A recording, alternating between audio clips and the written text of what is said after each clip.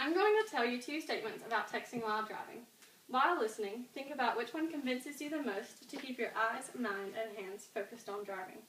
The first statement simply goes like this: texting and driving is dangerous and against the law, and you should not participate in it. The second statement is a short true story that I found on NaplesNews.com. Hannah can't talk, walk, or feed herself. She spends her life in the offices of various therapists and specialists. She is 8 and wears a diaper. Hannah was 6 years old when she was stopped at a red light in the back seat of her mother's car. The driver of another car was texting, did not notice the red light, and ran into Hannah's mother's car and paralyzed her. Hannah's story certainly makes me more aware of the dangers of texting while driving than the fact that it is against the law. Many laws are broken every single day, which proves that a law does not exactly stop dangerous things from happening. Awareness will certainly do greater things for the safety of road users than doing nothing, and it will also surely have more of an effect and save more lives than a law or a ban. The most important thing for everyone to realize is just how dangerous texting while driving is. Texting is one of the most dangerous activities to take part in while driving because it takes eyes off the road, hands off the wheel, and minds off the task. According to textinganddravingsafety.net, 1.3 million automobile crashes in 2011 alone involved cell phones. Another proven statistic found on that website is that texting and driving makes a crash 23% more likely. There are a few ways that those crash rates can be lowered. For example, in an attempt to lower the crash rate due to texting while driving, many states have banned the action, but the laws are ineffective. Barbara Harsha, head of the Governor's Highway Safety Administration, made a great point when she spoke to NPR News about the issue of texting while driving. In the article, Laws Against Texting While Driving Are Ineffective, Barbara Harsha said that a new law may be what the easiest action to take is, but that does not mean that it is the most effective. An insurance industry-funded research group, the Highway Loss Data Institute, compared crash rates in states that allow texting while driving to crash rates in those that prohibit it. The study found no reduction in crash rates among the states that prohibit cell phone usage.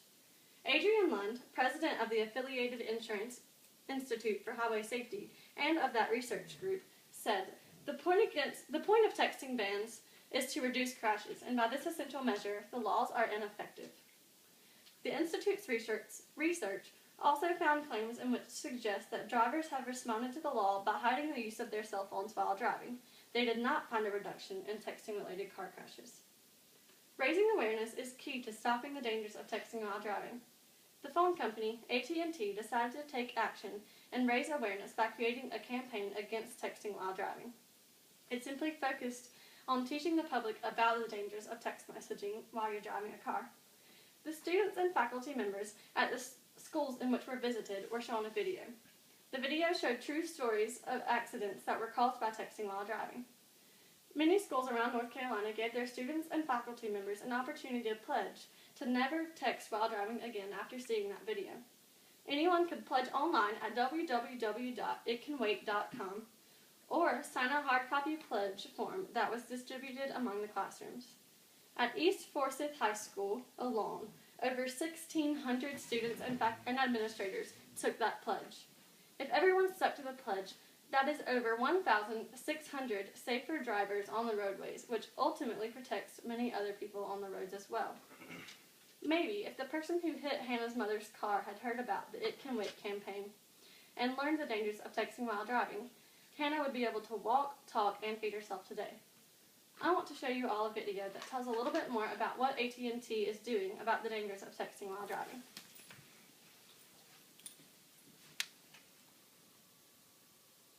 You know their names by now.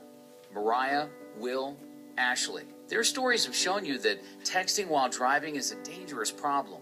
And every step of the way, AT&T has had a consistent message. Texting and driving, it can wait. With simulators teaching lessons that no matter what, no text is worth your life. We've come to a situation where people are using the technology in ways that are literally dangerous, and we have young people being injured. We have young people being killed by not being responsible in terms of how they use this technology. We just think it's very important as a company, AT&T, that we step up and begin to really expose to the public the risk of using the technology and using texting while driving, and just bring an awareness to this. Now AT&T is taking the next steps. Engineers at the AT&T Foundry in Plano, Texas, are working on technology designed to save lives.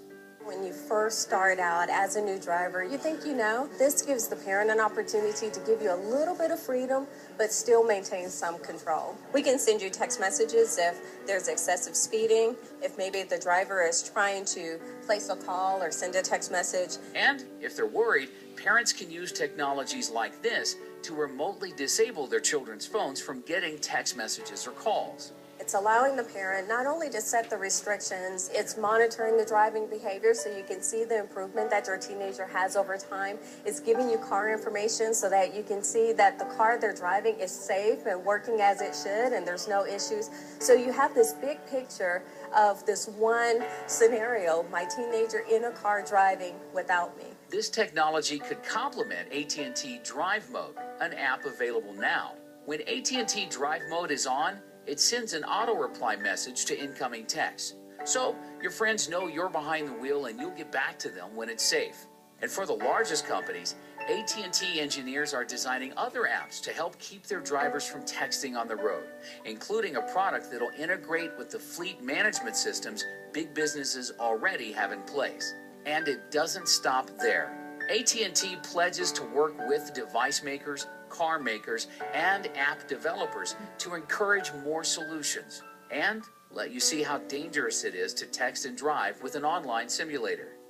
The public is going to begin to see how serious we are about this. We have several things working in the labs, but technology will become a very important element in how we solve this problem. So you're going to be seeing all of this coming in the near future.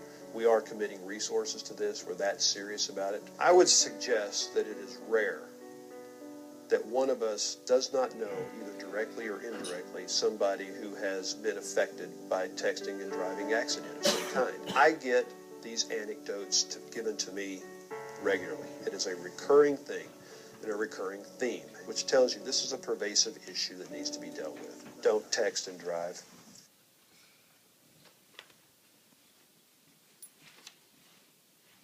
Without raising awareness, people may never know how dangerous their daily actions are. The very most important thing that everyone should know is the reality of what can result from texting while driving. A law may be easy to pass, but it is really just more of a problem because when people hide their phones, their eyes come more off the road than it would if they could just hold the phone up near the steering wheel. With that being said, laws against texting while driving should be abolished. Raising awareness is the key to reducing the amounts of crashes caused by texting while driving.